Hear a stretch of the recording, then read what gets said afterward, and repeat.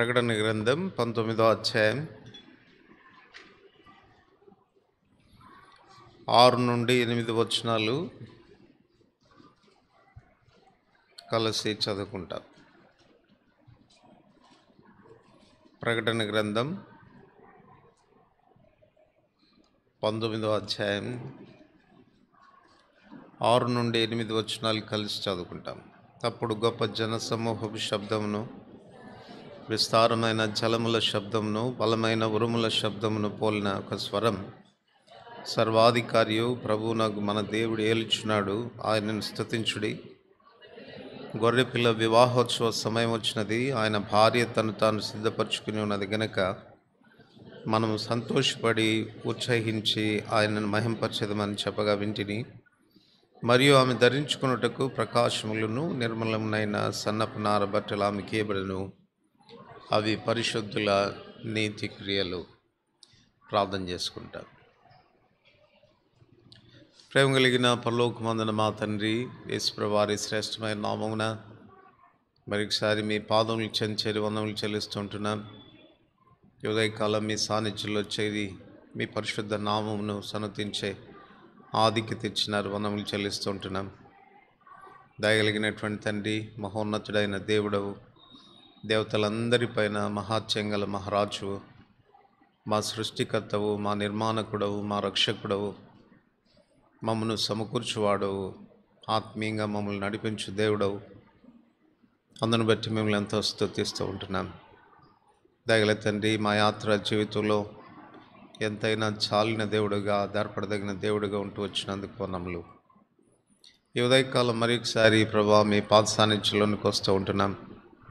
మీ సన్నిధిని చేరి దయగల తండ్రి ప్రభా బలలో యోగ్యంగా పాలు పొందిన నిమిత్తమై దయగల తండ్రి మీ సన్నిధికి వచ్చి ఉంటుండగా మరొకసారి మీ వాక్యం ద్వారా మమ్మల్ని దర్శిస్తురమ్మని ప్రార్థిస్తూ ఉంటున్నాం. మీ వాక్యం అద్దం లాంటిది, మా నిజ స్వరూపాన్ని చూపించేది. వాక్య వెలుగులో మా జీవితాలని పరీక్ష చేసుకొని సరిచేసుకొని యోగ్యంగా పాలు పొందే కృపనిమ్మని ప్రార్థిస్తున్నాం. తద్వారా మీరు ఆకడ కొరగా మా జీవితాలు సిద్ధపరచుకోవడానికి సహాయపడం. యేసు ప్రభు వారి ప్రశస్తమైన నామమున వందనములతో ప్రార్థిస్తున్నాం తండ్రి.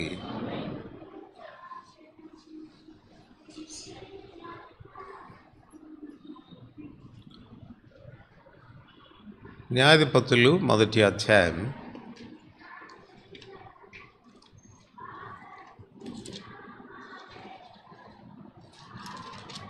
12 నుంచి 15 వచనాలు కూడా కలిసి చదువుకుంటాం. న్యాయాధిపతులు 1వ అధ్యాయం 12 నుండి 15 వచనాలు కలిసి చదువుతాం. కాలేబు కిరియత్ సేఫెరును పట్టుకుని కొల్లబెట్టువానికి నా కుమార్తె అక్సానిచ్చి పెళ్లి చేసిందని చెప్పగా, కాలేబు తమ్ముడైన కనజు కుమారుడు ఒత్నీయేలు దాన్ని పట్టుకుని గనుక కాలేబు తన కుమార్తె అక్సాను అతనికిచ్చి పెళ్లి చేసెను. ఆమె తన పెనిమిటి ఇంట ప్రవేశించినప్పుడు తన తండ్రిని ఒక పొలం అడుగుటకు అతని ప్రేరేపించెను.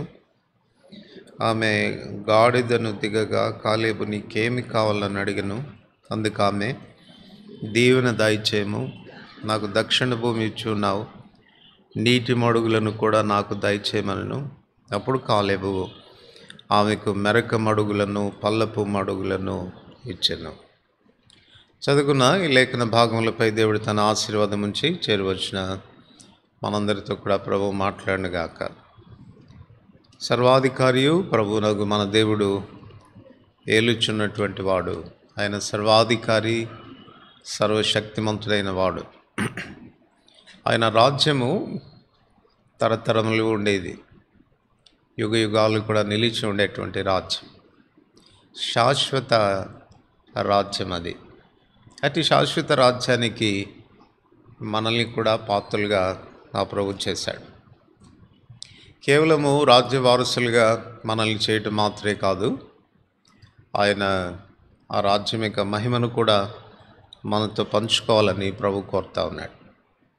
తన రాజ్యమునకు మహిమకు మనల్ని పిలిచిన దేవుడు ఆయన.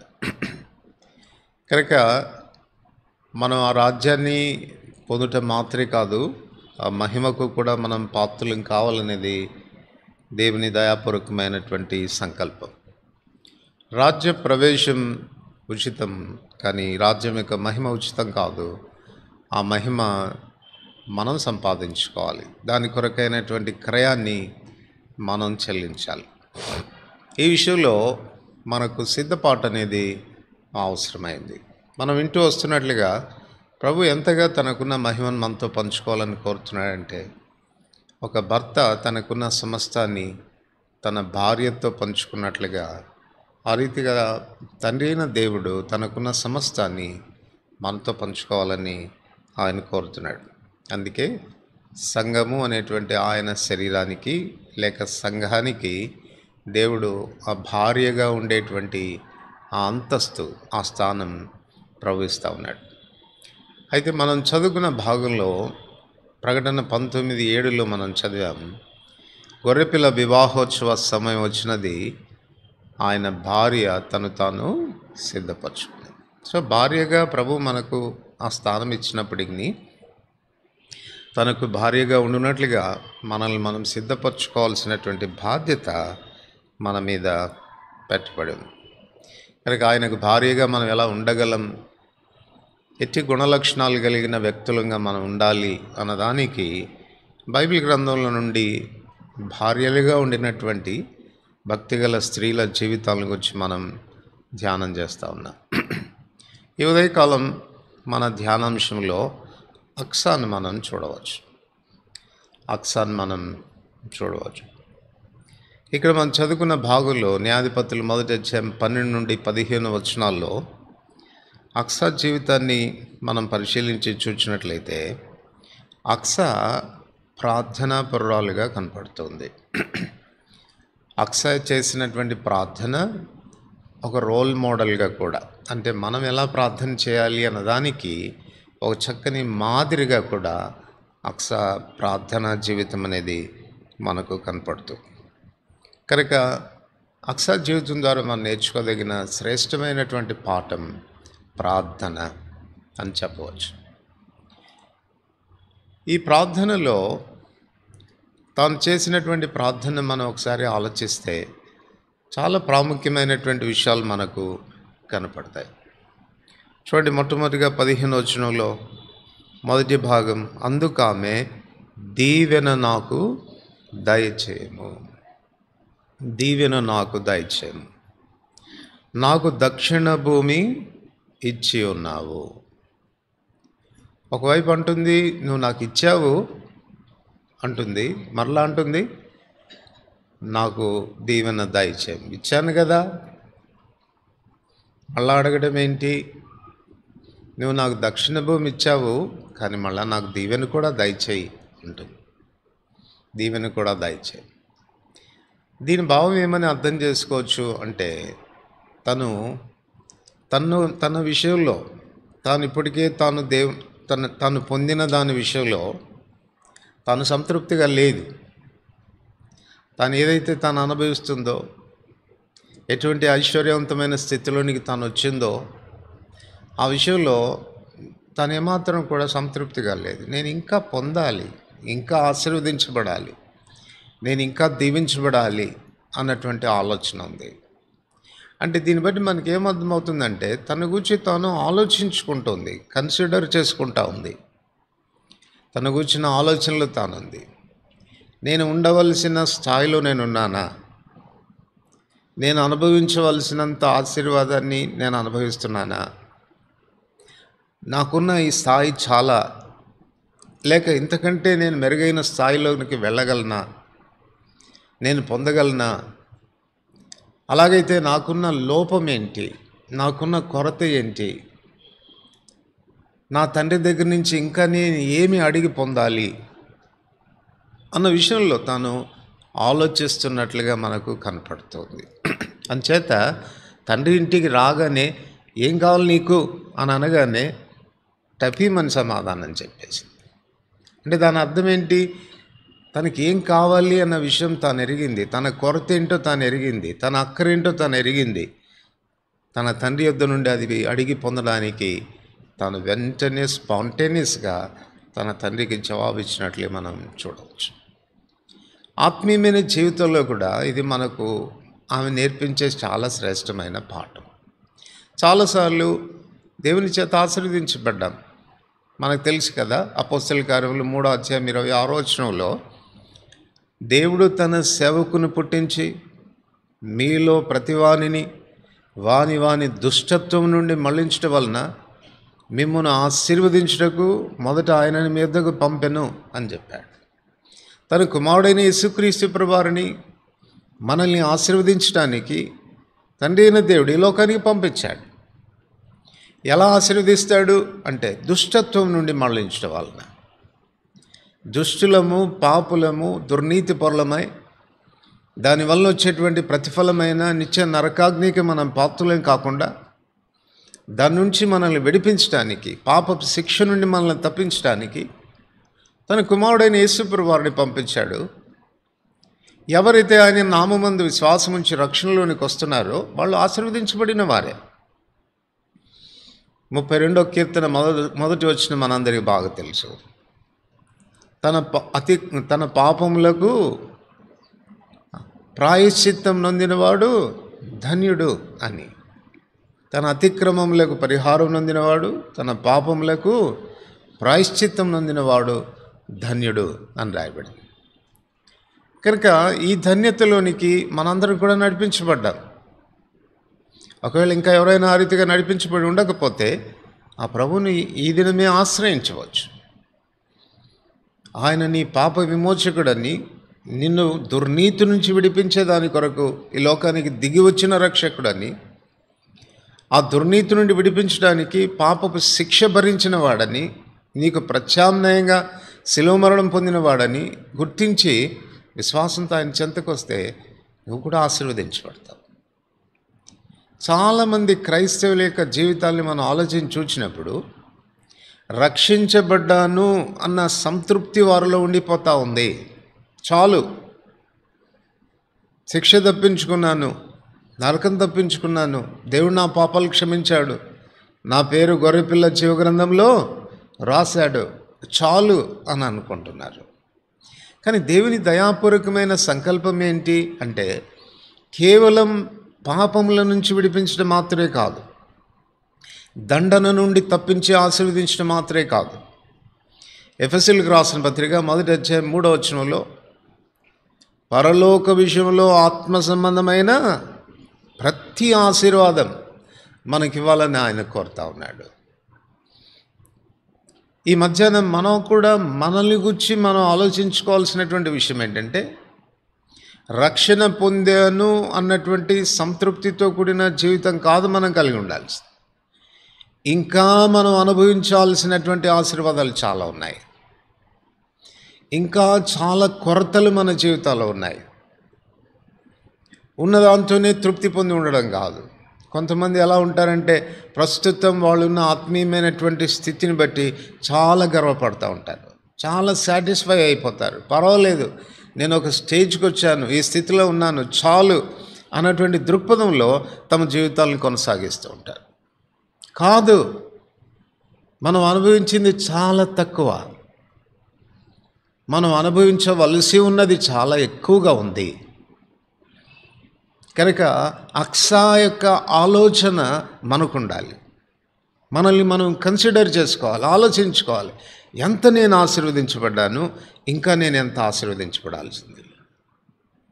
నీ అక్కర నువ్వు ఎరగకపోతే, నువ్వు ఎంత దీవించబడాల్సి ఉంది అన్న సంగతి నీకు తెలియకపోతే నీకు ప్రార్థన ఎలా వస్తుంది చెప్పు?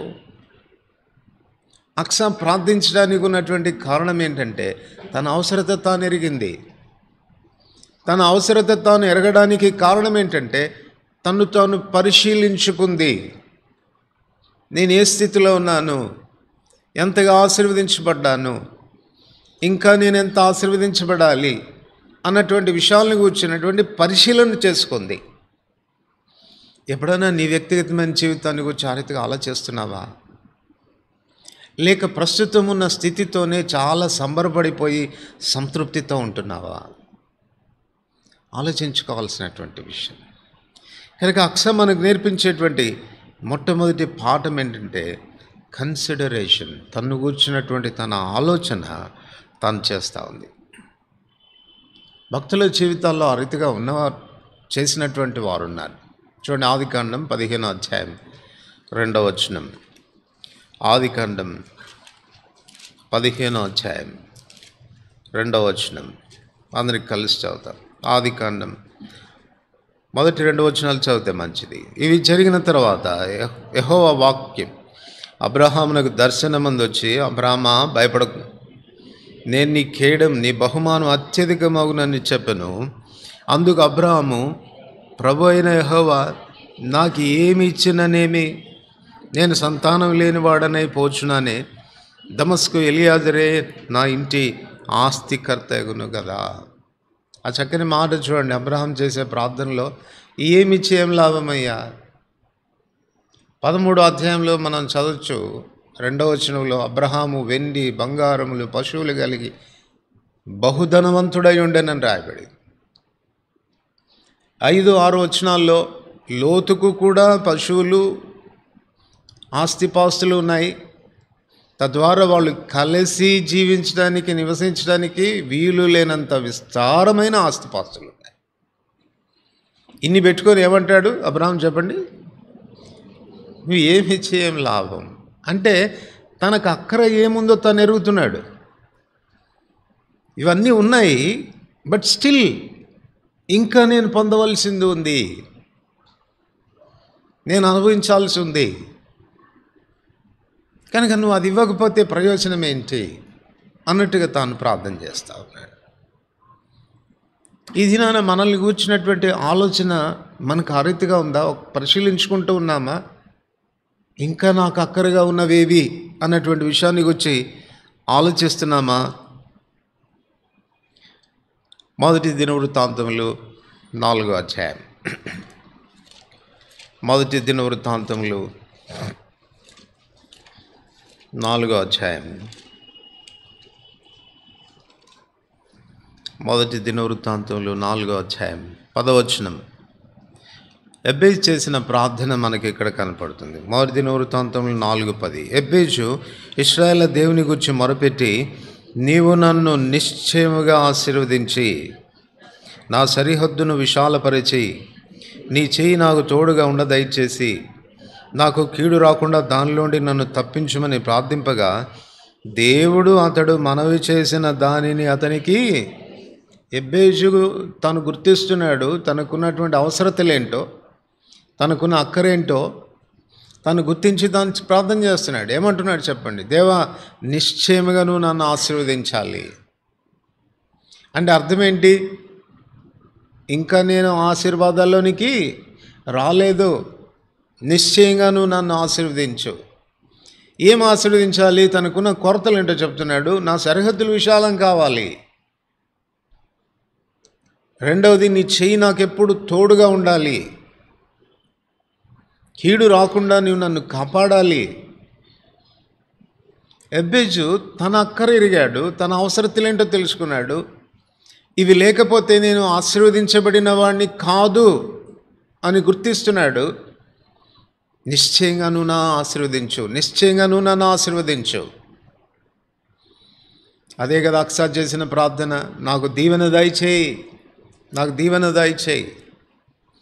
నువ్వు ఇచ్చిన దాంతోనే నేను ఆశీర్వదించబడిపోయాను అని అనుకోవడం లేదు, నాకు దీవెన దయచేయి.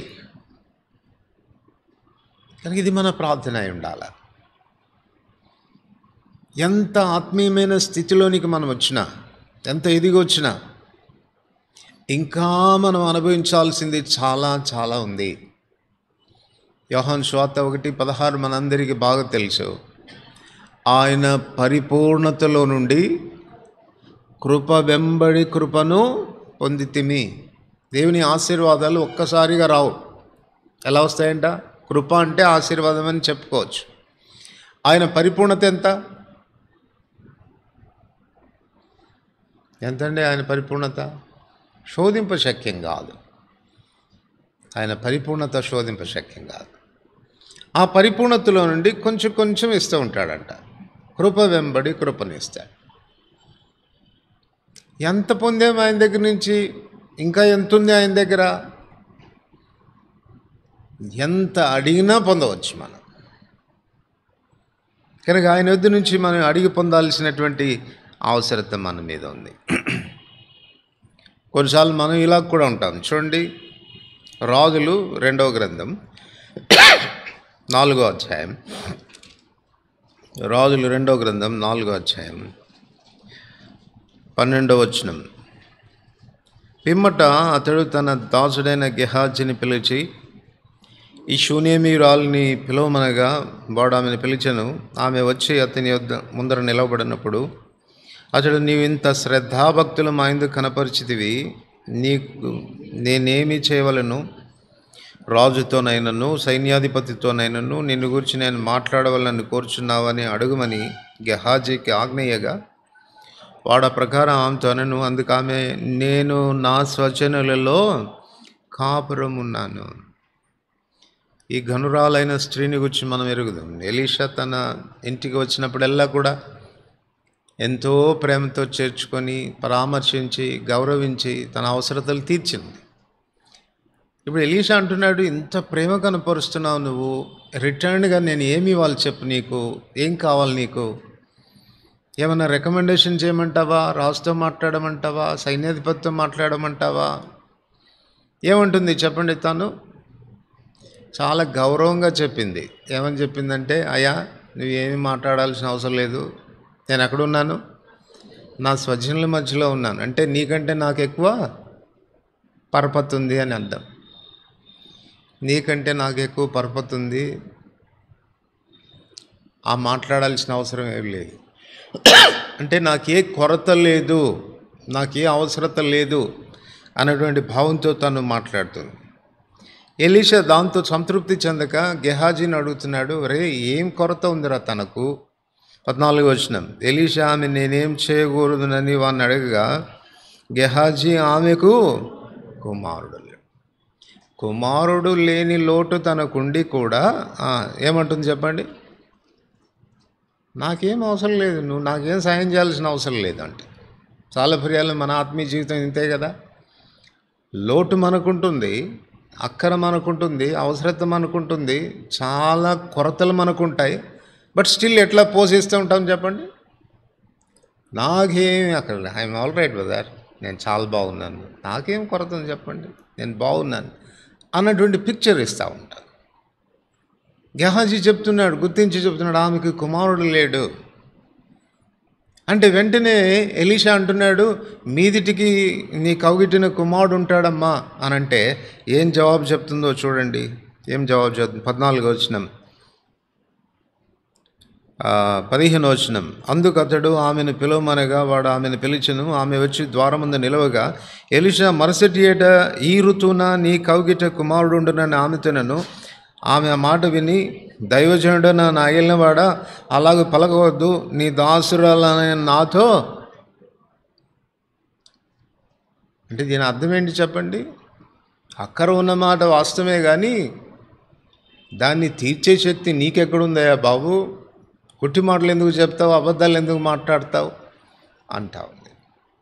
చాలా పర్యాలు ఈ 2 విషయాలు జరుగుతాయి మన జీవితంలో. మన అక్కరేంటో మొదట మనం ఎరగం. ఒకవేళ అక్కర మనకుందని తెలిసినా కూడా ఆ దేవుడు సహాయపడతాడు, ఆయన చేయగలడు, ఆయనకు అసాధ్యమైనది ఏది లేదు అన్నటువంటి విశ్వాసం అనేది మనలో ఉండదు. అంచేతనే చాలాసార్లు పొందవలసినంత ఆశీర్వాదం పొందాం, అనుభవించాల్సినంత ఆశీర్వాదాన్ని అనుభవించాం. ఏదో అరకొర ఆశీర్వాదాలతో సంతృప్తి పడి మన ఆత్మీయ జీవితాన్ని కొనసాగిస్తూ వస్తాం. కానీ అక్షరరీతిగా లేదు, తన అక్కరెరిగింది. అలాగనే మత్తయి సువార్త 19వ అధ్యాయంలో మనందరికీ బాగా తెలుసు, ఆ యవనస్తుడైన అధికారి నిత్య జీవానికి వారసుడినగుటకు నేనేం చేయాలి అని అన్నాడు. అంటే నువ్వు పోయి ఆజ్ఞల్ని నెరవేర్చవయ్యా అంటే చెప్పాడు. ఏమన్నాడు? ఇవన్నీ బాల్యం నుండే నేను అనుసరిస్తూ ఉన్నాను, నాకేమీ కొదువ ఉన్నది, నాకేమీ కొదువ ఉన్నది. ఒకవైపు వాడే అడుగుతున్నాడు, నిత్య జీవానికి వారసున్నగుటకు నేనేం చేయాలని. మళ్ళీ ఇప్పుడు ఏమంటాడు? నాకేం కొదువు ఉందని అని అంటున్నాడు. ఎంత అజ్ఞానమైనటువంటి స్థితితో చూడండి. దేవుడు అప్పటికీ కూడా నీకొకటి కొదువుగా ఉంది బాబు, నీకొకటి కొదువుగా ఉంది, నువ్వు ఇలా చెయ్యి అంటే కూడా వాడు చేయడానికి ఇష్టపడలేదు, ఆశీర్వదించబడడానికి ఇష్టపడలేదు. ఈనాడు ఏ కోవకు చెందిన వ్యక్తులుగా ఉన్నాం మనం? మన అక్కర ఎరిగి, మన అవసరత ఎరిగి ప్రభు దగ్గరికి వచ్చి ప్రార్థన చేసి జవాబు పొంది ఆశీర్వదించబడే కోవలో ఉన్నామా? అక్కర అసలు ఎరగని వారంగా ఉన్నామా? కొన్నిసార్లు అక్కర ఎరిగినా దేవుడు నా జీవితంలో చేయగలడా అన్నటువంటి అవిశ్వాసంలో ఉండి ఆశీర్వదించబడకుండానే వెళ్ళిపోతున్నామా? అక్షర జీవితం ద్వారా మనం నేర్చుకునే మొదటి పాఠం, కన్సిడర్ యువర్ సెల్ఫ్. నిన్ను గురించి నువ్వు ఆలోచన చేయి. ఎంత ఆశీర్వదించబడ్డావు? చాలా నీకు ఆ పరిస్థితి చాలా, దేవుడేమో నిన్ను మరింతగా ఆశీర్వదించాలని కోరుతున్నాడు, మరి ఎక్కువగా ఆశీర్వదించాలని కోరుతున్నాడు. పరసంబంధమైన ప్రతి ఆశీర్వాదం నీదిగా చేయాలని ప్రభు కోరుతున్నాడు. ఎరుగు, గుర్తించు. ఏమి ఇంకా అక్కర్లో ఉన్నావో గుర్తించు. ప్రభా, ఇది నాకు కొరతగా ఉందయ్యా, ఇది నాకు లేదయ్యా, ఇది కూడా ఇయ్యయ్యా, ఇది కూడా ఇయ్యయ్యా అని ప్రభు దగ్గర మనం అడిగి ఆయన వద్ద నుండి పొందాల్సినటువంటి వారంగా ఉన్నాం. కనుక అక్షర ప్రార్థనలో ఇది మొదట మనకు కనపడుతున్నటువంటి విషయం. రెండవది, న్యాయాధిపతులు మొదటి అధ్యాయం 14వ వచనం అందరికి కలిసి చదువుకుంటాం. న్యాయాధిపతులు మొదటి అధ్యాయం 14వ వచనం. ఆమె తన పెనిమిటి ఇంట ప్రవేశించినప్పుడు తన తండ్రిని ఒక పొలం అడుగుటకు అతన్ని ప్రేరేపించెను. తనే అడగచ్చు కదా. తన భర్తను ఏం చేస్తుంది చెప్పండి? ఒక పొలము అడుగుటకు ప్రేరేపిస్తూ ఉంది. అంటే దీన్ని మనం ప్రార్థనలో ఎలా మనం తీసుకోవచ్చు అనంటే, she believed in corporate prayer. వ్యక్తిగతంగా తాను చేసే ప్రార్థన కంటే సమాజ ప్రార్థన మీద, సంఘ ప్రార్థన మీద తను ఆధారపడినట్లుగా మనం చూస్తాం. మత్తయి సువార్త 18, 19, 20 వచనాలు ఏం చెప్తున్నాయి మనకు? ఎక్కడ 2, 3 నా నామమున కూడి ప్రార్థన చేస్తారో నేను వారి మధ్యలో ఉంటాను. 2, 3 ఏకీభించి ప్రార్థన చేస్తే వారి ప్రార్థన నేను ఆలకిస్తాను. అది కదా ప్రభు చెప్పింది. కనుక ఇప్పుడు నేను ఒక్కదాన్ని అడగడం కాదు, నా భర్త గారు మన ఇద్దరు కలిసి అడుగుదాం, మీరు కూడా అడగండి. సో ఇది సంఘ ప్రార్థన యొక్క విశిష్టతను మనకు జ్ఞాపకం చేస్తుంది. చాలా పర్యాలు సంఘ ప్రార్థన యొక్క విలువ మనకు తెలుసు, కానీ మనం రాము సంఘ ప్రార్థనకి. సంఘం మన కొరకు ప్రార్థన చేయాలి, కానీ మనం సంఘానికి రాము. ఎంత విచారకరమైన సంగతి. సంఘ ప్రార్థన యొక్క విలువ తెలుసుకోండి. కలిసి ప్రార్థించడంలో, సంఘంగా మనం చేసేటువంటి ప్రార్థనలో ఉన్న శక్తి, దానివల్ల వచ్చేటువంటి ఫలితాలని మనం ఎరగాల్సినటువంటి అవసరం ఉంది. ఈ దినాల్లో ఏదైనా పరిచర్య నెగ్లెక్ట్ చేయబడుతుంది, నిర్లక్ష్యం చేయబడుతుంది అని అంటే అది సంఘ ప్రార్థనే. అక్కడికి వచ్చేసరికి మనకి ఎక్కడ లేని నీరసాలు వస్తాయి. దేవుని ఇంటికి రావడానికి నేర్చుకుందాం. దేవుని ఇంటికి ప్రార్థన కొరకు ప్రభు సాన్నిధ్యానికి రావటం అనేది నేర్చుకుందాం. మత్తయి సువార్త 16:18 చెప్పాడు కదా, సంఘము ఎదుట పాతాళలోక ద్వారములు నిలవనేరు. సో అపవిత్రాత్మ శక్తుల ప్రభావం నుంచి మనం విడుదల పొందాలంటే, సాతాను యొక్క దాడులన్నిటి మీద నుండి మనం విజయాన్ని సాధించాలనంటే సంఘ ప్రార్థన ఒకటే. సమిష్టిగా మనం కలిసి చేసేటువంటి ప్రార్థనే అటు విజయాన్ని మనకు ప్రసాదిస్తుంది. అపోస్తలుల కార్యములు 4:31 వచనంలో పేతురు, యోహానులు దేవుని వాక్యం బోధించకుండా ఆటంకపరచబడిన పరిస్థితుల్లో వాళ్ళు తమ స్వజనుల యొద్దకు వచ్చి సంగతులు చెప్పుకొని నాథా అని వారు కలిసి దేవునికి మొరపెట్టినప్పుడు జరిగిన విషయం ఏంటి చెప్పండి? 31 వచనంలో వారు కూడి ఉన్న చోటు కంపించింది. అప్పుడు వారందరూ పరిశుద్ధాత్మ చేత నింపబడిన వారై దేవుని వాక్యాన్ని బహు ధైర్యంగా బోధించినారు. ఎక్కడైతే దేవుని వాక్యానికి ఆటంకం కలిగిందో, వాక్యోపదేశానికి ఆటంకం కలిగిందో అదే ప్రదేశంలో వాళ్ళు బహుధైర్యంగా దేవుని వాక్యాన్ని బోధించడానికి కారణం సంఘ ప్రార్థన, సమిష్టిగా వాళ్ళు కలిసి చేసిన ప్రార్థన. 12వ అధ్యాయం 5వ వచనం, పేతురు చెరసాల్లో పడ్డాడు. సంఘమైతే అతని కొరకు అత్యాసక్తితో ప్రార్థన చేస్తా ఉండింది. ఎంత ఆశ్చర్యం జరిగింది! సంఖ్యలు ఊడిపోయినాయి. పేతురు బయటకు వచ్చాడు, కావలివారిగానే ఉన్నారు. పేతురు చక్కగా వెలుపలికి వచ్చాడు, విడుదల పొందాడు. ఎలా సాధ్యమైంది ఇది అని అంటే సంఘ ప్రార్థన ద్వారానే సాధ్యమైంది. దానియేలు గ్రంథం 2వ అధ్యాయం. దానియేలు గ్రంథం 2వ అధ్యాయం 18, 19 వచనాలు కలిసి చదువుకుంటాం. దానియేలు గ్రంథం 2వ అధ్యాయం 18, 19 వచనాలు కలిసి చదువుతాం. తానును తన స్నేహితులను బబులోనులో తక్కిన జ్ఞానులతో కూడా నశింపకుండానట్లు ఆ కల యొక్క మర్మ విషయంలో పరలోకమందున దేవుని వలన కటాక్షం పొంది నిమిత్తమై ఆయనను వేడుకొనుడని వారిని హెచ్చరించును. అంతటా రాత్రి యందు దర్శనము చేత ఆ మర్మము దానియేలునకు బయలుపరచబడిన గనుక దానియేలు పరలోకమందున దేవుని స్తుతించి. చాలా ప్రమాదకరమైన స్థితిలోనికి వచ్చారు దానియేలు, షడ్రక్, మేషక్, అబేద్నెగోలు. తక్కిన మిగిలిన జ్ఞానులతో పాటు సంహరించబడాల్సినటువంటి పరిస్థితి. ఈ సంగతి తెలుసుకున్న దానియేలు ఏం చేశాడు? తన స్నేహితుల యొద్దకు వచ్చి వారితో కలిసి సమిష్టిగా ప్రార్థించాడు. ఒకడే చేసుకొని ఉండొచ్చుగా ప్రార్థన, ఒంటరిగా చేసుకుని ఉండొచ్చు కదా? కాదు, తన స్నేహితుల యొద్దకు వచ్చి మిగిలిన వాళ్ళతో కూడా మనం నశించకుండా ఉన్నట్లుగా మనం దేవుని వేడుకుందాం. కలిసి వారు ప్రార్థన చేసినారు.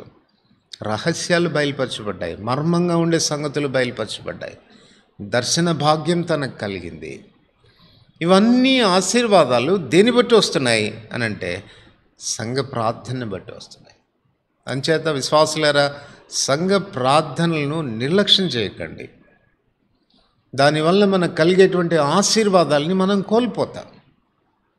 అక్స అంటుంది, నాకు దీవెన దయచేయి అని అంటుంది. దీవెన తాను పొందడానికి ఉన్నటువంటి కారణం ఏంటంటే సమిష్టిగా వారు కలిసి చేసినటువంటి ప్రార్థన. తన భర్తను ప్రేరేపిస్తుంది, ఏమండి కలిసి ప్రార్థన చేద్దాం, కలిసి అడుగుదాం. కుటుంబంలో అలాంటి ప్రార్థనలు ఉన్నాయా? కలిసి చేసే ప్రార్థనలు ఉన్నాయా?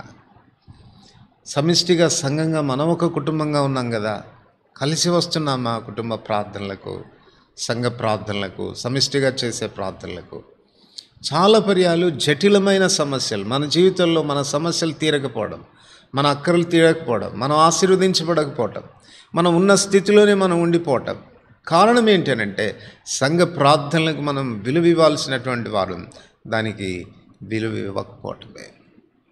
ఇది మన దుస్థితి అని మనం చెప్పుకోవాలి. అక్సాను గురించి నేర్చుకుందాం. అక్సా ద్వారా ఈ పాఠం మనం నేర్చుకుందాం. ఒకరినొకరు పురుగొల్పుకుందాం ప్రార్థన చేయడానికి. సమిష్టిగా కలిసి వచ్చి ప్రార్థన చేద్దాం.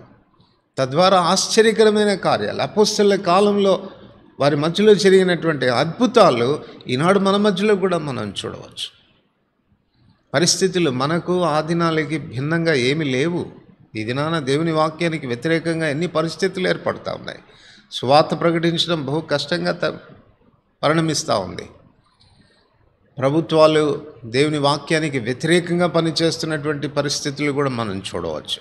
ఇటువంటి పరిస్థితుల్లో ఒక్క సంఘ ప్రార్థనయే ఈ దుస్థితి నుంచి మనల్ని విడిపించగలిగింది. కనుక ఒక తీర్మానం చేసుకుందాం, దేవుని ఇంటికి దేవుని ప్రజలతో కలిసి వచ్చి ప్రార్థన చేస్తాను అన్నటువంటి తీర్మానంలోనికి వస్తాను. మూడవది, అక్స ప్రార్థనలో మనం నేర్చుకునేటువంటి మూడో పాఠం ఏంటి చూడండి. మళ్ళీ ఒకసారి అదే మాట చదువుతాం. న్యాయాధిపతులు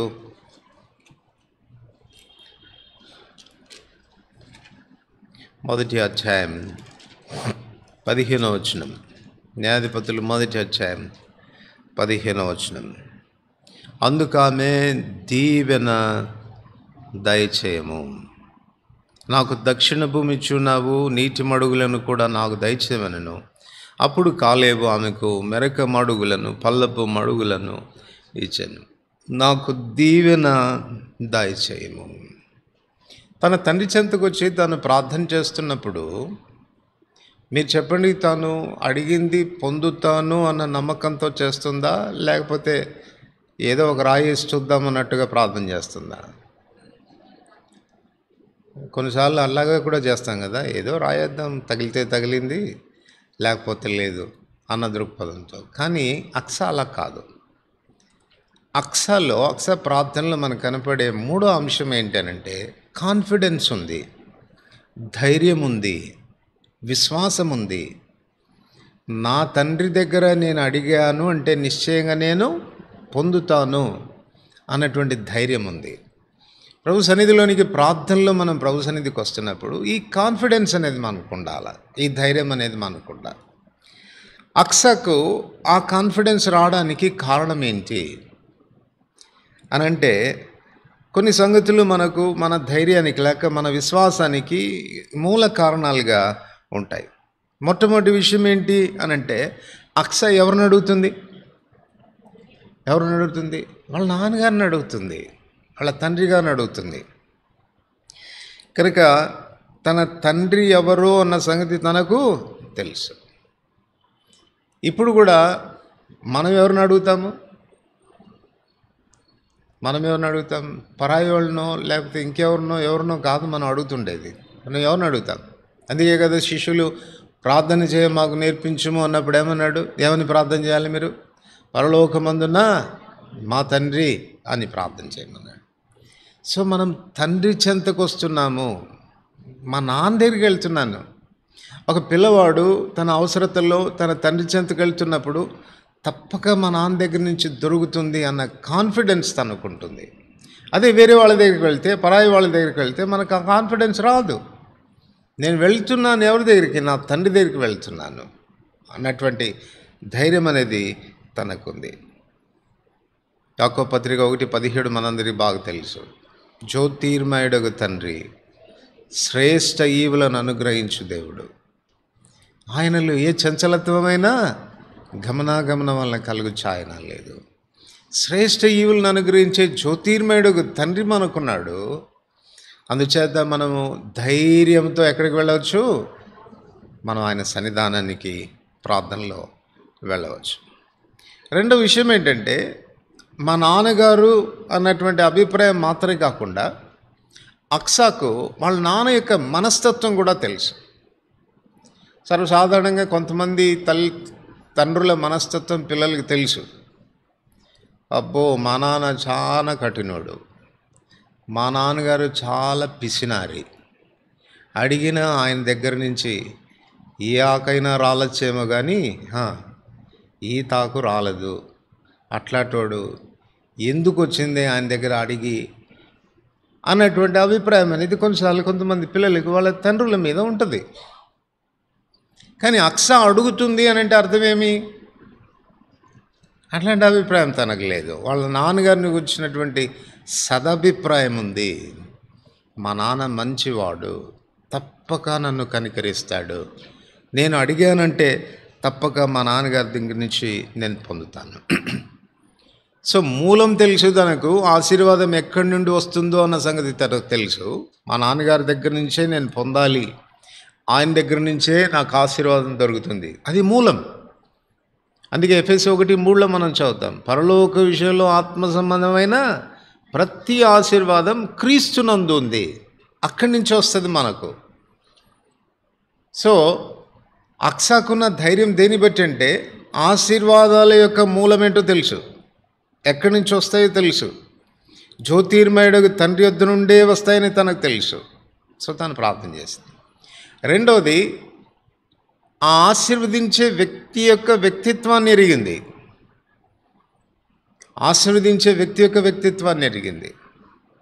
కనుక మన జీవితాల్లో కూడా ఇది తెలుసుకోవాలి. ఆశీర్వాదాల కొరకు అక్కడికి పరిగెట్టు మాకు, వాళ్ళని గురించి వీళ్ళ దగ్గర ఆశ్రయించవద్దు, వాళ్ళ దగ్గర వీళ్ళ దగ్గర చేయి చాపాల్సిన అవసరం లేదు. మనకు ఒక తండ్రి ఉన్నాడు, జ్యోతిర్మయుడు తండ్రి, ఆయన వద్దే అన్నీ ఉన్నాయి, సమస్తం ఉన్నాయి. ఆయనలో చంచలత్వమైన గమనాగమనాలు కలుగు ఛాయ కూడా లేదు. అడిగావా బెస్ట్ ఇస్తాడు, శ్రేష్టమైనది ఇస్తాడు. అట్లాంటి తండ్రి మనకున్నాడు. సో మూలం ఆయన. రెండవది, ఆయన ఎటువంటి వాడు లూకా సువార్త 11వ అధ్యాయం.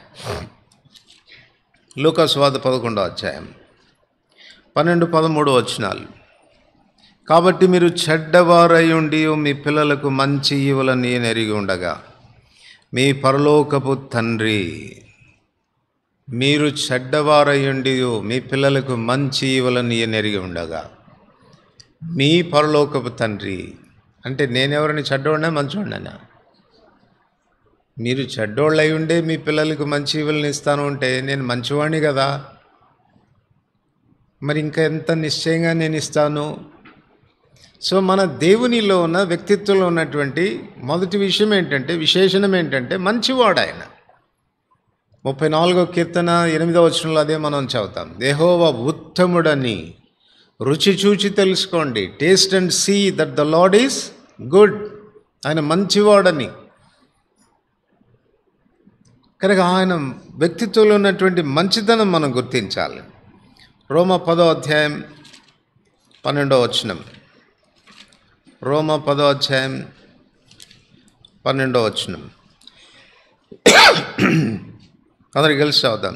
యూదుడని గ్రీసు దేశస్థుడని భేదం లేదు, ఒక్క ప్రభువే అందరికీ ప్రభువై ఉండి తనకు ప్రార్థన చేయవారందరి ఎడల కృప చూపుటకు ఐశ్వర్యవంతుడై ఉన్నాడు. కృప చూపించే విషయంలో తాను ఐశ్వర్యవంతుడై ఉన్నాడు. He is rich in mercy. కృప చూపుట్లో ఐశ్వర్యవంతుడైన వాడు. ఎవరికి కృప చూపిస్తాడు? ఫలానా వ్యక్తికేనా అంటే కాదు, తనకు ప్రార్థన చేయవారి అందరి ఎడల. అంటే దాంట్లో మనకేం విశేషణం కనపడుతుంది చెప్పండి? పక్షపాతం లేనివాడు అని. నువ్వు ప్రార్థన చేసినా నీకు ఇస్తాడు, నేను ప్రార్థన చేసినా ఇస్తాడు, తను ప్రార్థన చేసినా ఇస్తాడు, ఎవరు ప్రార్థన చేసినా ఇస్తాడు. ఆ విషయంలో కృప చూపించే విషయంలో ఆయన ఐశ్వర్యవంతుడు. మొదటిగా ఆయన చాలా మంచోడు. రెండోది పక్షపాత ధోరణి లేనటువంటి వాడు. 34వ కీర్తన 5వ వచనం చూడకుండా చెప్తారా? 34వ కీర్తన 5వ వచనం. వారు ఆయన తట్టు చూడగా వారికి వెలుగు కలిగెను, వారి ముఖములు ఎన్నడూ లజ్జింపవు. అనంటే అర్థం ఏంటి? హీ సో ఫెయిత్ఫుల్ అని అర్థం.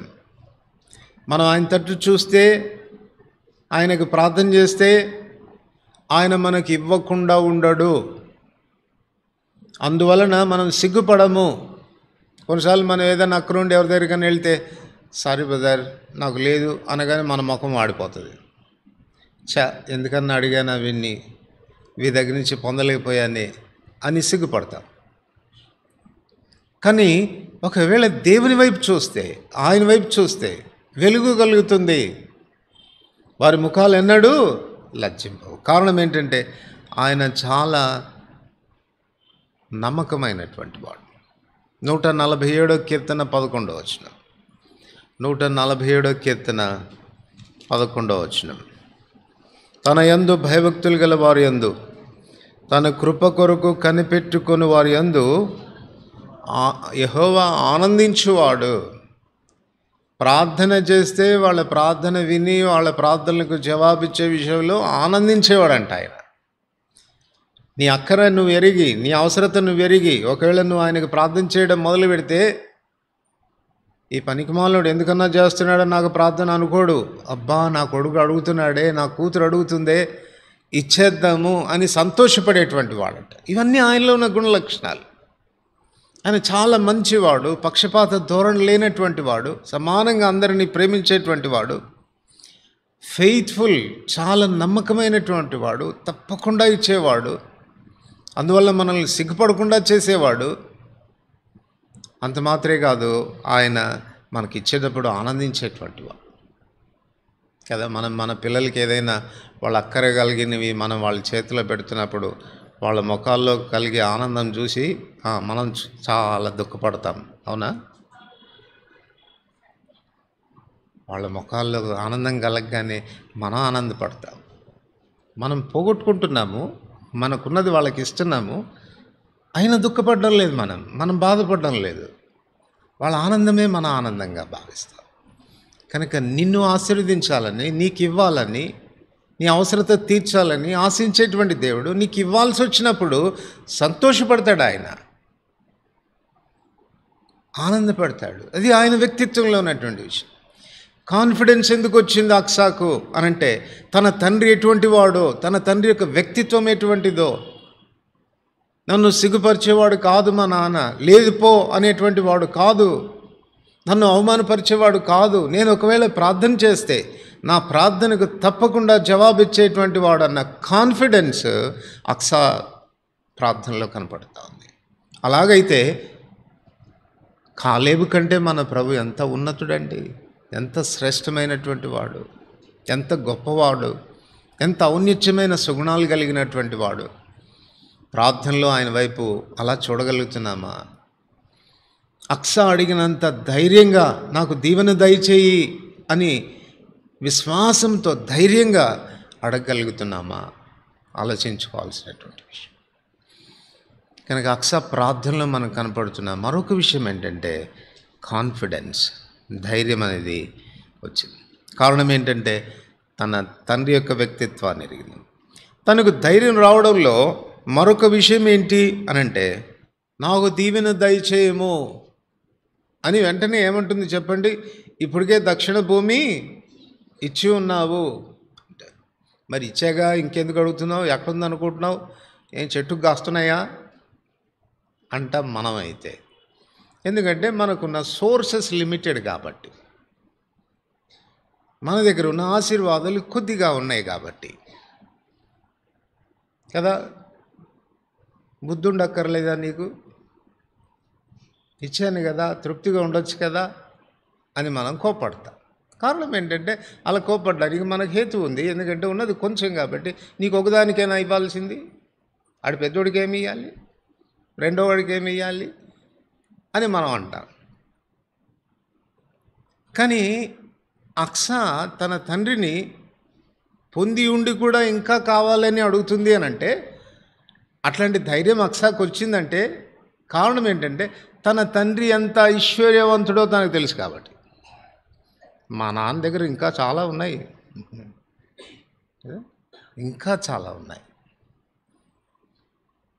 బహుశా ఈ దక్షిణ భూమి నాకు ఇచ్చినంత మాత్రాన మా నాన్నగారు ఏమి దరిద్రుడేమీ కాలేదు. స్టిల్ ఈజ్ రిచ్ అంటే ఆశీర్వాదాల యొక్క సమృద్ధిని ఎరిగింది. నా తండ్రి దగ్గర ఎన్ని ఆశీర్వాదాలు ఉన్నాయో, ఎంత ఆశీర్వాదం ఉందో, నాకు ఇచ్చినా కూడా ఇంకా సమృద్ధి ఉంది నా తండ్రి దగ్గర. కనుక నేను అడిగితే మాత్రం తప్పకుండా నా తండ్రి నాకు ఇస్తాడు అన్న కాన్ఫిడెన్స్. అలాగైతే ఇంకా మన పరలోకపు తండ్రి యొక్క ఐశ్వర్యం ఎంత ఉంది? మన పరలోకపు తండ్రి యొక్క ఐశ్వర్యం ఎంత? చూడండి, ఆయన ఐశ్వర్యం ఎలాంటిదో చెప్తాడు. సామెతలు 8వ అధ్యాయం 18వ వచనం. సామెతలు 8వ అధ్యాయం 18వ వచనం. ఐశ్వర్య ఘనతలు స్థిరమైన కలిమియు నీతియు నా వద్ద ఉన్నవి. ప్రభు ఏమంటున్నాడు చెప్పండి? ఐశ్వర్య ఘనతలు స్థిరమైన కలిమి. ఆయన కలిమికి ఉన్నటువంటి ఒక విశేషణం చెప్తున్నాడు. స్థిరమైన కలిమి అంటే డ్యూరబుల్ రిచెస్, అంటే నిలిచి ఉండేటువంటివి. లోకంలో ఉన్నటువంటి ఆశీర్వాదాలన్నీ కూడా డ్యూరబుల్ కాదు. అందుకే ఏం చెప్పాడు మత్తయి సువార్త 6వ అధ్యాయంలో? అక్కడ చిమ్మెట తుప్పు తినివేస్తుంది, దొంగలు కన్నం వేసి దొంగిలిస్తారు. It is not durable. ఎంత న్యాయంగా నువ్వు సంపాదించుకున్నా అది నీ దగ్గర నిలిచి ఉంటుంది అన్న భరోసా లేదు. కానీ మన దేవుని దగ్గర ఐశ్వర్య ఘనతలు ఉన్నాయి, స్థిరమైన కలిమి ఉంది. ఎంత ఉంది ఆయన దగ్గర అనంటే ఎఫెసీ 3వ అధ్యాయం 8వ వచనంలో చెప్తాడు, శోధింప శక్యము కాని ఐశ్వర్యం. శోధింప శక్యం కాని ఐశ్వర్యం అంటే యూ కెనాట్ మెజర్ ఇట్, నువ్వు కొలవలేవు. అనంతమైనటువంటి ఐశ్వర్యం కలిగినటువంటి వాడు. ఇక్కడ మళ్ళా మనం కాలేబు యొక్క ఐశ్వర్యాన్ని మన ప్రభుకున్న ఐశ్వర్యాన్ని కంపేర్ చేసుకొని చూసుకుంటే కాలేబు ఐశ్వర్యం మళ్ళీ లిమిటెడే కదా. బహుశా ధనవంతుడై ఉండవచ్చు, కాస్త ఉండి ఉండవచ్చు, బట్ స్టిల్ తన ఐశ్వర్యం పరిమితమైందే. కానీ మన ప్రభు యొక్క ఐశ్వర్యం విషయానికి వస్తే అపరిమితమైన ఐశ్వర్యం కలిగిన వాడు. పరిమితమైన ఐశ్వర్యం కలిగిన తండ్రి చెంతకు అంత విశ్వాసంతో పోతే అపరిమితమైనటువంటి ఐశ్వర్యం కలిగినటువంటి తండ్రి చెంతకు ఎంత విశ్వాసంతో పోతున్నాం మనం? చాలా నీకున్నది చాలా, నీకున్న స్థాయి చాలా, నీకున్న ఐశ్వర్యం చాలా, నీకున్న అంతస్తు చాలా. నీ తండ్రి అంతేనా ఐశ్వర్యవంతుడు? ఎందుకు అడగకూడదు ఆయన దగ్గర? ఎందుకు అడగకూడదు ఆయన దగ్గర? శ్రేష్టమైనది ఎందుకు అడిగి పొందకూడదు? ఇంకా ఎక్కువగా ఎందుకు అడగకూడదు? బోధనలో మేము మందిరం కట్టేటప్పుడు మా దగ్గర సరిగా డబ్బులు లేవు. దేవుడు 2 వాగ్దానాల ద్వారా నాతో మాట్లాడాడు. మొదటిది ఏంటంటే 84 కీర్తన 10వ, నీ నోరు బాగుగా తెరవము, దానిని నింపెదను. చూడండి, మనం పిల్లలకి భోజనం పెట్టేటప్పుడు వాళ్ళకి అన్నం పెడతా ఉంటే నోరు తెరవరు. ఆ మాటలు ఈ మాటలు చెప్పి దొంగ మాటలు చెప్తే అని కొంచెం తెరవగానే ఏం చేస్తాం? నోట్లో కుక్కేస్తాం కదా. ఒకవేళ పిల్లవాడు అని తెరిచాడు అనుకో, ఎంత సంతోషంగా నోటి నిండా ముద్ద పెడతాం కదా. అది దేవుడు నాతో మాట్లాడు, నువ్వు ఎంత తెరిస్తే అంత పెడతా, నీ నోరు బాగా తెరువు, నేను దాన్ని నింపుతాను. ఇర్మియా 33:3 నాకు మొరపెట్టు, నేను నీకు ఉత్తరం ఇస్తాను. ఎవరికి మొరపెట్టవద్దు, ఎవరికి చెప్పుకోవద్దు. నేను అందుకే మా వాళ్ళకి ఏం చెప్పానంటే, ఏ అసెంబ్లీకి కూడా ప్రేయర్ రిక్వెస్ట్ రాయద్దు మనం. ఎందుకంటే కొన్నిసార్లు ప్రేయర్ రిక్వెస్ట్ రాస్తే ఇండైరెక్ట్ బెగ్గింగ్ అవుతుంది. మేము మందిరం కట్టుకుంటున్నాము, మా కొరకు ప్రార్థన చేయండి అని అంటే, వీలైతే కొంచెం చూడండి అని కదా. సో ఇండైరెక్ట్ బెగ్గింగ్ అవుతుంది. కాబట్టి అది కూడా మనం చేయవద్దు, మనమే ప్రార్థన చేసుకుందాం. ప్రభు చెప్తున్నాడు, నాకు మొరపెట్టు అని. ఆశ్చర్యాలు చేశాడండి దేవుడు. 20,000తో ప్రారంభించాం. 2002లో మాట చెప్తున్నాను నేను. 45 లక్షలు ఇచ్చాడు దేవుడు మాకు. కేవలం 2 సంవత్సరాల వ్యవధిలో మందిరం కట్టారు. ఎవరిని అడగలే, ఎవరి దగ్గర చేయి చాపలే. నేను అప్పుడు వాళ్ళకి నేర్పించిన పాఠం ఏంటంటే, మన దగ్గర ఏమీ లేదు, ప్రతిదీ మనం ప్రభుని అడిగి పొందాల్సిందే. ప్రభువును ఒకవేళ మనం అడగాల్సి వస్తే ఏది అడుగుదాం? ఇప్పుడు ఉదాహరణకు మనకు గుమ్మాలు కొనుక్కోవాలి, కిటికీలు కొనుక్కోవాలి, దానికి రెక్కలు కొనుక్కోవాలి, కలప కావాలి. కలప కావాల్సి వచ్చినప్పుడు తుమ్మకర్రతో చేసుకోవచ్చు, వేపకర్రతో చేసుకోవచ్చు, టేక్ కర్రతో చేసుకోవచ్చు. ఏ కర్రతోనైనా మన అవసరతలు తీరుతాయి. ఇప్పుడు మన దగ్గర ఏం లేదు కదా. ఇప్పుడు దేవుని దగ్గర పోయి మా కర్ర కావాలి ప్రభా అని అడగాల. ఏది అడుగుదాం? తుమ్మ అడిగినా ఇస్తాడు, వేప అడిగినా ఇస్తాడు, టేక్ అడిగినా ఇస్తాడు. ఏది అడుగుదాం? టేకే అడుగుదాం. అలా చేసామండి, అలా ఇచ్చాడు దేవుడు.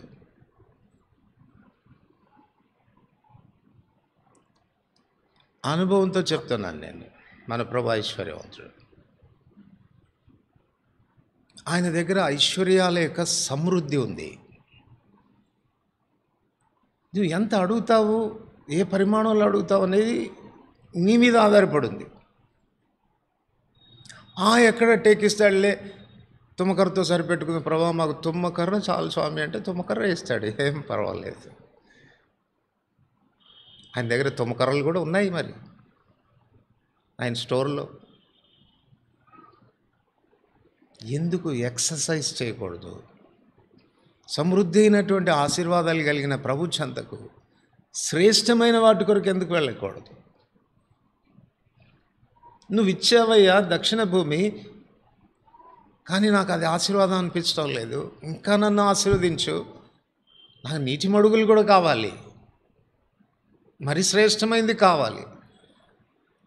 అడిగి పొందింది. ఆమె కాన్ఫిడెన్స్కి, ఆమె ధైర్యానికి ఉన్న మరొక కారణం ఏంటంటే, తన తండ్రి యొక్క ఐశ్వర్య సమృద్ధిని ఎరిగింది కనుక. మన పరలోకపు తండ్రి యొక్క ఐశ్వర్యాన్ని మనం ఎరిగితే కొలసి 2:3 చెప్తాడు, బుద్ధి జ్ఞానముల సర్వ సంపదలు ఆయన యందే గుప్తములై ఉన్నాయి. ఎఫెసీ 1:3 ప్రకారంగా పరలోక సంబంధమైన ప్రతి ఆశీర్వాదము క్రీస్తు ప్రభులో ఉంది. వెళ్ళు, అడుగు, శ్రేష్టమైనవి అడుగు, ఆయన వద్ద నుండి పొందగలిగే వాళ్ళగా ఉంటాం. 4వది, ఆమె ధైర్యానికి ఉన్నటువంటి 4వ కారణం ఏంటి అనంటే, ఎంత సులభంగా ఆశీర్వాదం దొరుకుతుందో తను ఎరుగును. The simplicity of blessing.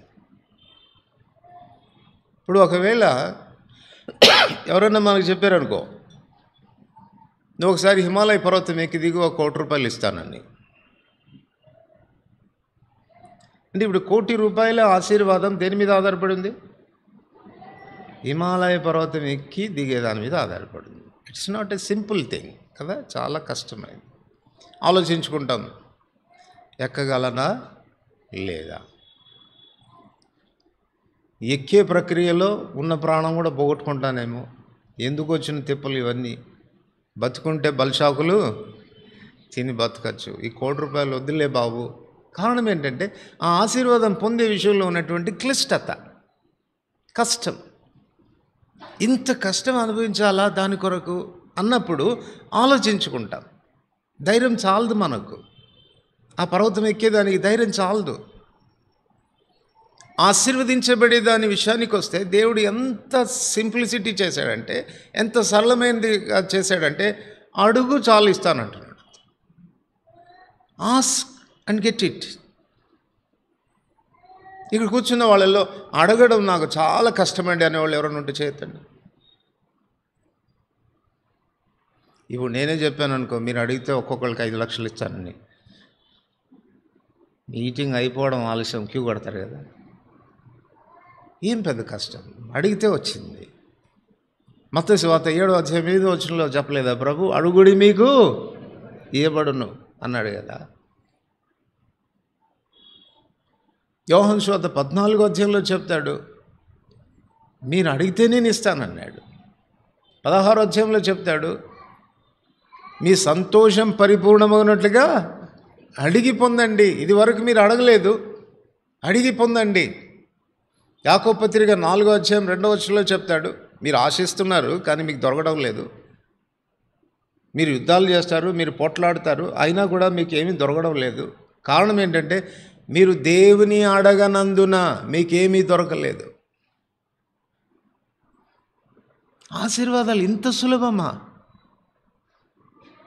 అడిగితే ఇచ్చేస్తాడా? Simplicity of blessing. సో ఆశీర్వాదాల మూలం తనకు తెలుసు, ఎక్కడి నుంచి ఆశీర్వాదాలు వస్తాయో తెలుసు, ఆశీర్వదించే వ్యక్తి యొక్క వ్యక్తిత్వం తనకు తెలుసు. 3వది, ఆయన ఎంత నమ్మదగిన వాడు తనకు తెలుసు. 4వది, ఆయన వ్యక్తిత్వంలో ఉన్న సుగుణాలు ఇవన్నీ కూడాను. ఆయన నమ్మదగిన వాడు, మంచివాడు, తప్పిపోనివాడు, ఆనందించేవాడని తెలుసు. 3వదిగా ఆశీర్వాదాల యొక్క సమృద్ధి ఎంత ఉందో తన తండ్రి దగ్గర తనకు తెలుసు. 4వది, అవి పొందడం ఎంత సులభమో తనకు తెలుసు. జస్ట్ అడిగితే చాలు ఇస్తాడు. ఇప్పుడు మన ప్రభు మన కాలేబు కంటే తక్కువడండి. కాలేబే తన కుమార్తె అడగగానే, అమ్మ ఏం కావాలి నీకు అని అంటే, నాన్నగారు నాకు ఇది కూడా కావాలి నాన్నగారు అంటే ఇచ్చేశాడే. మన ప్రభు కాలేబు కంటే తక్కువడా? కాదు కదా. మాట ఇచ్చి మాట నెరవేర్చేటువంటిది. అడగండి నేను మీకు ఇస్తానని చెప్పినటువంటి వాడు నిశ్చయంగా మన ప్రార్థనలకు సంపూర్ణమైనటువంటి జవాబు ఇచ్చేవాడు. 4వదిగా అక్సా యొక్క ప్రార్థనలో మనం నేర్చుకునే 4వ పాఠం ఏంటంటే, అక్సా ప్రార్థన యొక్క వైఖరి మనం చూడవచ్చు. ఆమె ప్రార్థనలో ఉన్నటువంటి వైఖరిలో న్యాయాధిపతులు 1వ అధ్యాయం 15వ వచనం, అందుకు ఆమె దీవెన దయచేయుము అంటే అర్థం ఏంటి చెప్పండి? రిక్వెస్ట్ కూడా ఎట్లాంటిది? హంబుల్ రిక్వెస్ట్ కదా, దయచేయము. సో తన ప్రార్థనలో దీనత్వం కనపడుతుంది. చాలాసార్లు మన ప్రార్థనలో దీనత్వం కనపడదు. ఎట్లా ఉంటుందంటే మన ప్రార్థనలు, ఆయన ఏదో మన దగ్గర అప్పు తీసుకొని మనకి ఇవ్వకపోతే అప్పులోడు కానీ అడుగుతాడు చూసారా, కమాండ్ చేసినట్టు, డిమాండ్ చేసినట్టు అడుగుతూ ఉంటారు. మన ప్రార్థనలో ఆ దీనత్వం అనేది కనపడదు. అతిశయం కనపడుతుంటుంది, గర్వం కనపడుతుంటుంది. అంచేతనే ప్రభు యొద్ద నుండి మనం ఏది కూడా పొందలేము. లూకా సువార్త 18వ అధ్యాయంలో ప్రభు చెప్పాడు, ఇద్దరు దేవాలయానికి వెళ్ళాడు. ఒకడు పరిసయుడు, రెండోవాడు సుంకరి. ఇద్దరు ప్రార్థనలు చేశారు. పరిసయుడు నిలబడి, దేవా, జారుల వలనైనను చోరుల వలనైనను ఈ సుంకరి వలనైనను నేను ఉండనందుకు నీ కృతజ్ఞతాస్తులు చెల్లిస్తా ఉన్నాను. వారానికి 2 మార్లు నేను ఉపవాసం ఉంటున్నానని తెలుసు కదా నీకు. పుదీనాలో, జీలకర్రలో, అన్నిట్లో కూడా దశంభాగం ఇస్తున్నాను, అది కూడా తెలుసు కదా. అది తన గురించి తాను గొప్పగా చెప్పుకుంటూ ప్రార్థన చేస్తూ ఉన్నాడు. 13వ వచనంలోకి వచ్చేసరికి వాడు దేవాలయం దగ్గరికి లోపలికి కూడా వెళ్ళలేకపోయాడు, దూరంగా నిల్చున్నాడు. ఆకాశం వైపు కళ్ళెత్తడానికి కూడా ధైర్యం చాలక రొమ్ము కొట్టుకొనొచ్చు, దేవా పాపినైనా నన్ను కరుణించమని ప్రార్థన చేశాడు. దేవుడు వాడిని వెంటనే నీతిమంతునిగా తెచ్చి ఇంటికి పంపి ఒక మాట చెప్తున్నాడు. చదవండి ఏం చెప్పాడు అక్కడ. లూకా సువార్త 18వ అధ్యాయం, లూకా సువార్త 18వ అధ్యాయం 14వ వచనం. అతని కంటే ఇతడు నీతిమంతుడిగా తీర్చబడి తన ఇంటికి వెళ్ళాలని మీతో చెప్తున్నాను. తన్ను తాను హెచ్చించుకున్నవాడు తగ్గింపబడిననియు, తను తాను తగ్గించుకున్నవాడు హెచ్చింపబడు. సో ఏ సందర్భంలో చెప్పాడు ఈ ప్రార్థన? వాళ్ళ ప్రార్థనల గురించి, ప్రార్థనలో కనపడవలసిన తగ్గింపును గురించి చెప్తున్నాడు ప్రభు. సుంకరి ప్రార్థన ప్రభుకు చాలా ప్రియమైనదిగా ఉన్నింది. వెంటనే కనికరించాడు వాడిని, వాడి ప్రార్థనకు జవాబిచ్చాడు. కారణం ఏంటంటే వాళ్ళలో కనపడిన దీనత్వం. యాకోబు పత్రిక 4:6 అదే మనం చదువుతాం. దేవుడు అహంకారులను ఎదిరించి దీనులకు కృప అనుగ్రహించేటువంటి వాడు. అంచేత మన జీవితంలో అది మనం నేర్చుకోవాల్సినటువంటి అవసరం ఉంది. దయచేయము అన్న తన ప్రార్థనలో దీనత్వం కనపడుతుంది. రెండవది, తన ప్రార్థనలో ప్రభువా తండ్రి, దక్షిణ భూములు ఇంతకు మునిపే నువ్వు నాకు ఇచ్చి ఉన్నావు అంటే తనలో కనపడుతున్న కృతజ్ఞతాభావం, గ్రాటిట్యూడ్ కదా. చాలాసార్లు మనం అనుభవించిందంతా మర్చిపోతుంటాం. ఏమిచ్చావు నాకు అన్నట్టుగానే ఉంటాం. ప్రతిసారి చిన్నదంతా మర్చిపోతాం కదా. ఆయన ఇచ్చిన ఆశీర్వాదాలన్నీ మర్చిపోతాం.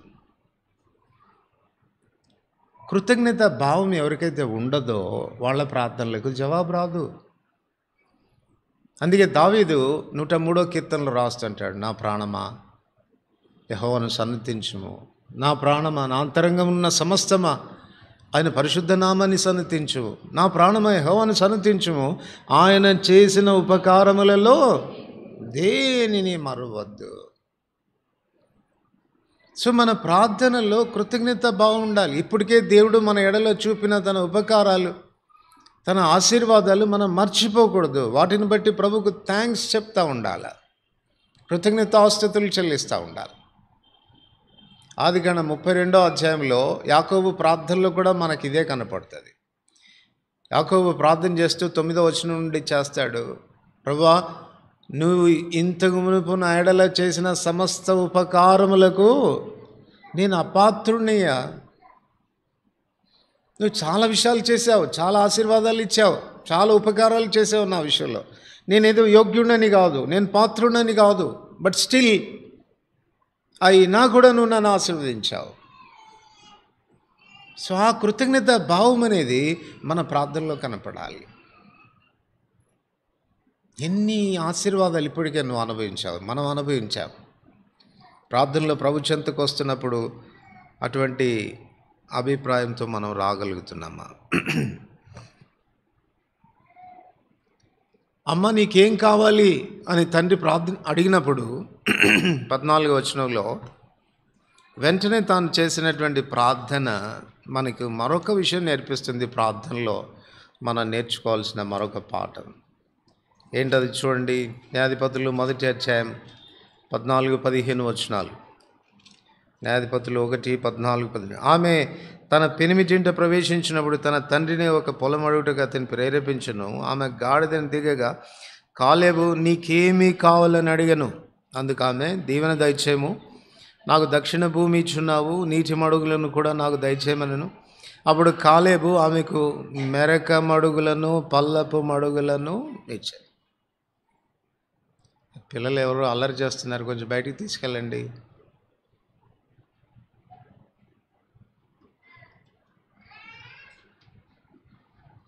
మెరక మడుగులను పల్లపు మడుగులను ఇచ్చాడు. అమ్మ నీకేం కావాలి అని అంటే స్పాంటేనియస్గా తన అక్కరేంటో సూటిగా తను చెప్తాను. చాలా పర్యాలు మన ప్రార్థనలు సూటిగా ఉండవు. కంటెంట్ అంతా మన సారాంశం అంతా తీస్తే ఇంతే ఉంటుంది. కానీ ఇంత ప్రార్థన చేయడానికి అరగంట సేపు చేస్తాం. చుట్టూ తిరిగి వచ్చి ఆ పాయింట్కి వస్తుంది. అసలు ఎందుకు ప్రార్థన చేస్తున్నామో అర్థం కాదు ఎవరికి. ఏ అంశం కొరకు ప్రార్థన చేస్తున్నాం ఎవరికి అర్థం కాదు. తీరా చివరికి వచ్చిన తర్వాత అప్పుడు తెలుస్తున్నాడు, ఓహో ఇది అడుగుతున్నారనమాట. మనకు నేర్పించే పాఠం ఏంటంటే సూటిగా ఉండాలి మన ప్రార్థన. ఒక వ్యక్తి హాస్పిటలైజ్డ్ అయ్యాడు, చాలా తీవ్రమైన వ్యాధికి గురయ్యాడు. డాక్టర్స్ అన్నారు హోప్స్ లేవు, ఇక చనిపోతాడు, ఏ క్షణానైనా చనిపోవచ్చు. అంతే పాస్టర్ గారు ఒక 4 పెద్దలు వేసుకొని ప్రార్థన చేయడానికని వెళ్ళాడు. ప్రార్థన చేయడానికని వెళ్ళి ఆయన పడక దగ్గర ప్రార్థన ఆరంభించి ప్రభా అమెరికాలో ఉన్నవారిని దీవించు, ఆస్ట్రేలియాలో ఉన్నవారిని దీవించు, జర్మనీలో ఉన్నవారిని దీవించు. ఏ ప్రార్థన? ఎక్కడ? ఈ పేషెంట్ దగ్గర ప్రార్థన చేస్తున్నాడు. ఇట్లాగా ఒక అరగంట సేపు ప్రార్థన చేస్తూనే ఉన్నాడు. మధ్యలో గుసగుసలు వినపడతా ఉన్నాయి, కానీ ఆపట్లేదు ఈయన. నేను చేస్తూనే ఉన్నాడు. తీరా ప్రార్థన అయిపోయిన తర్వాత కళ్ళు తెరిచేసరికి అందరూ ఈయన వైపు చూస్తున్నారు. ఏం జరిగిందంటే పోయాడు ఆయన.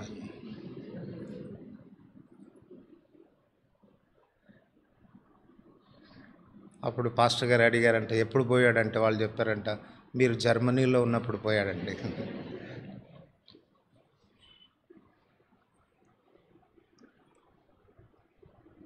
యాప్ట్గా ప్రార్థన చేయడం రాదు మనకు.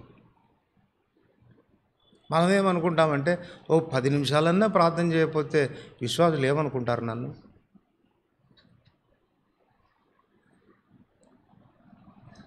కాబట్టి ఏదో ఒక మాటలు కూర్చుకొని నానా తంటాలు పడి వాళ్ళ దగ్గర విన్నవో వీళ్ళ దగ్గర విన్నవో అవన్నీ కూడా కూడగట్టుకొని 10 నిమిషాలు ప్రార్థన చేస్తే కానీ అప్పుడు మనకు ఆత్మలో తృప్తి ఉండదు. మత్తయి సువార్త 6వ అధ్యాయంలో ప్రభు చెప్పిన మాట ఏంటి చెప్పండి? అన్ని జనులు వచ్చించినట్టుగా విస్తారంగా మాట్లాడవద్దు.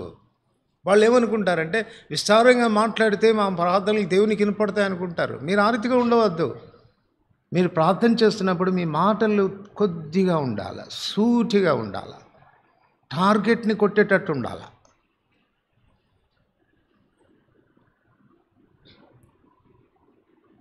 అక్సా నీకేం కావాలి? నాన్నగారు దీవెని, నాన్నగారు ఏం దీవెన కావాలి నీకు? దక్షిణ భూమి ఇచ్చావు, సరిపోవట్లేదు నాన్నగారు, కొంచెం నీటి మడుగులు కూడా. ఎంత సూటిగా అడుగుతా ఉంది. అది కావాలి. మొదటి రాజుల 3వ అధ్యాయంలో సొలొమోను కూడా దేవుడు ప్రత్యక్షమై ఏం కావాలి నీకు అని అడిగితే సార్ ఇప్పటి వరకు ఆలోచించుకోలేదు, కొంచెం ఆలోచించుకొని చెప్తానన్నాడా? లేదు. ప్రభా నేను బాలుణ్ణి, మా నాన్నగారిని మీరు ఆశీర్వదించారు, కృపచేతనే నన్ను ఈ సింహాసనం మీద తీసుకొచ్చారు, నన్ను రాజుగా చేశారు, అబ్బో, ఈ జనం అయితే కుడి ఎడమలు ఎరగని జనం, విస్తారమైనటువంటి ఈ ప్రజలకు న్యాయం తీర్చడానికి నాకు జ్ఞానం చాలదు, బుద్ధి చాలదు, అది ఇయ్యయ్యా నాకు. సో సింహాసనం మీదకి వచ్చినప్పటి నుంచి తను కన్సిడర్ చేసుకుంటా ఉన్నాడు, ఆలోచిస్తూ ఉన్నాడు. సింహాసనం మీదకైతే వచ్చాను కానీ పరిపాలన దక్షత నాకుందా? తీర్పు తీర్చే జ్ఞానం నాకుందా? సరిగా ఈ ప్రజల్ని పాలించే జ్ఞానం నాకుందా? ఆ చింతలో ఉండిపోయాడు. నాకున్న కొరత ఇది కదా, నా అవసరత ఇది కదా, నా అక్కర ఇది కదా. ఆ పరిస్థితిలో ప్రభు తనకు ప్రత్యక్షమై ఏం కావాలి నీకు అంటే వెంటనే అడిగేస్తా ఉన్నాడు. నా అక్కర ఇది స్వామి, నాకు ఆ జ్ఞానమి.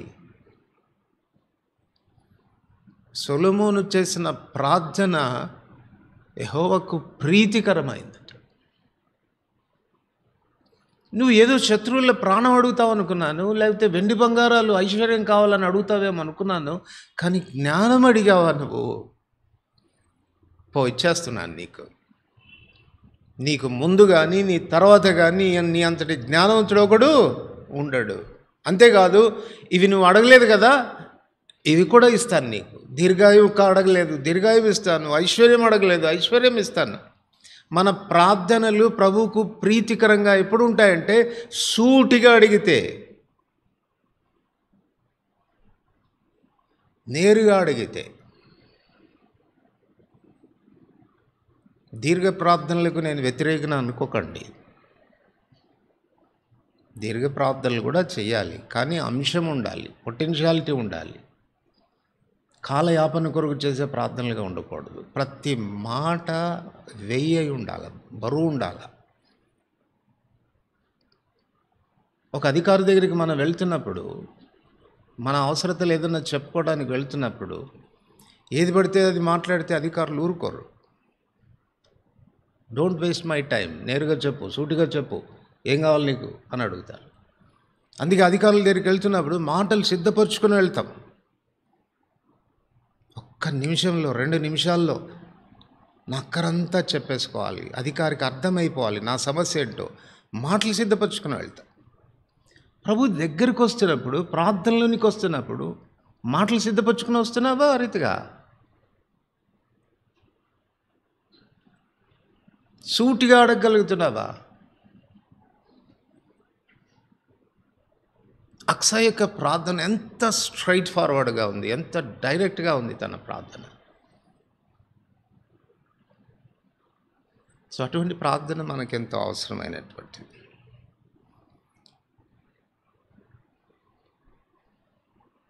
పదిహేను వచనం మళ్ళీ ఒకసారి చదువుతాం. న్యాయాధిపతులు 1వ అధ్యాయం 15వ వచనం. అందుకు ఆమె, దీవెన దయచేయము, నాకు దక్షిణ భూమి ఇచ్చున్నావు, నీటి మడుగులను కూడా నాకు దయచేయమనను. అప్పుడు కాలేబు ఆమెకు మెరక మడుగులను, పల్లపు మడుగులను ఇచ్చెను. సో ప్రార్థనకు సంపూర్ణమైన జవాబును తాను పొందగలిగింది. 5వదిగా ఆమె ప్రార్థన సక్సెస్ఫుల్ ప్రేయర్ అని చెప్పవచ్చు, విజయవంతమైన ప్రార్థన. కాలేబును ఆ రీతిగా అడగగానే కాలేబు ఇప్పుడు ఏం చేస్తున్నాడు? పల్లపు మడుగులు, మెరకపు మడుగులు కూడా తనకు దయచేశాడు. ఇక్కడ మనం ఈ మరొక విషయాన్ని కూడా ఆలోచించవచ్చు. ఏంటనంటే, ఏదో ఒకటి ఇస్తే సరిపోయేది కదా. నీటి మడుగులు ఇమ్మన్నాడు కాబట్టి పల్లపు మడుగులో లేకపోతే మెరక మడుగుల్లో రెండిట్లో ఏదో ఒకటి ఇస్తే సరిపోయేది. కానీ కాలేబు ఏం చేశాడు? 2 ఇచ్చాడంట. పల్లపు మడుగులు ఇచ్చాడు, మెరక మడుగులు కూడా ఇచ్చాడు. అంటే దానికి ఏం అర్థమవుతుంది అని అంటే, అక్సా ఆశించిన దానికంటే ఎక్కువగా తండ్రి యొద్ద నుండి పొందింది. మన ప్రార్థన ప్రీతికరంగా ఉంటే మనం అడుగు వాటన్నిటికంటేనూ, ఊహించు వాటన్నిటికంటేనూ అత్యధికంగా పొందగలుగుతాం. ఎఫెసీ 3వ అధ్యాయం 20-21 వచనాల్లో ఆ మాటలు మనం చదువుతాం.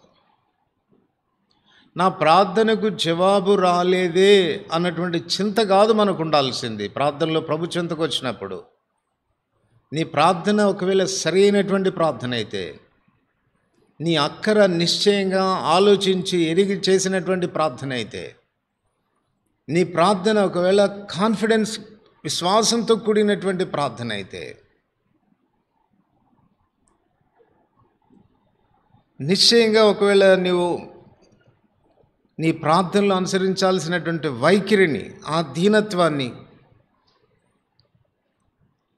ఆ నమ్మకత్వాన్ని నువ్వు ప్రదర్శించి ప్రార్థించగలిగితే, దేవుడు నిశ్చయంగా నీ ప్రార్థనలకు సంపూర్ణమైనటువంటి జవాబిస్తాడు. ఎంత ఇస్తాడు అని అంటే, ప్రార్థన వినకపోవడం కాదు, ప్రార్థనను ఆలకించడం మాత్రం, పాజిటివ్ రిజల్ట్స్ రావడం మాత్రమే కాదు, అడిగిన దానికంటే, ఊహించిన దానికంటే అత్యధికమైనటువంటి జవాబులు మనం పొందగలం. కనుక ఇలాంటి మాదిరి అయినటువంటి ప్రార్థనకు రోల్ మోడల్ అక్సా. విశ్వాసులమయ్యాము, ఎన్నో సంవత్సరాలు గతించిపోయినాయి, సీనియారిటీ చాలా ఎక్కువైపోతూ ఉంది మనకు. వ్యర్థమైన సీనియారిటీ కానీ అనుభవం మాత్రం చాలా తక్కువైపోతూ ఉంది కదా.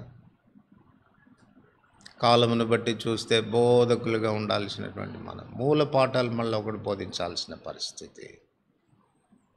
దేవుడు ఆశించిన అంతస్తులోనికి ఎదిగి రావడం లేదు. ఎంత ఆశీర్వదించబడాలని ప్రభు కోరుతున్నాడో ఆ అంతస్తులోనికి మనం రావడం లేదు. కారణం ఏంటంటే, ఒకలాంటి నిర్లిప్తత, నిర్లక్ష్యం, చాలే ఇంత అని అనుకునే స్థితి. ఎక్కడ వేసిన గొంగళి అక్కడే ఉన్నాను అన్న పరిస్థితే కానీ, మెరుగుపడదాము, మరింత ఆశీర్వాదంలోనికి వద్దాం, మరింత శ్రేష్టమైన స్థితిలో ఉందాం, ఇంకా కాస్త ఆత్మీయమైన ఉచ్చస్థాయిలోనికి వెళ్ళాలి అన్నటువంటి ఆశ లేకుండా పోతాం. దేవుని యొక్క ఆశ ఏంటంటే, పర్వత శిఖరాగ్ర అనుభవానికి చేరుకోవాలి,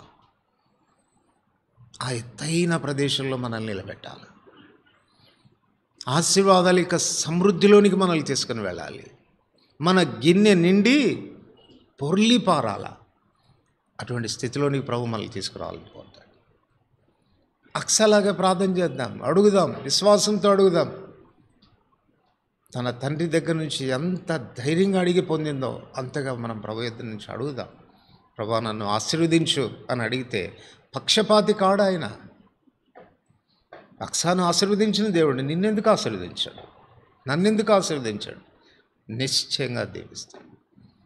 దీవించాలి అని ఆయన ఆశపడే దేవుడు ఆయన. కనుక అట్టి దేవుని మనం కలిగి ఉండి కూడా దరిద్రతలో ఉండడం, అరకొర ఆశీర్వాదాలతోనే బ్రతకడం ఎంత దురదృష్టకరమైన విషయం.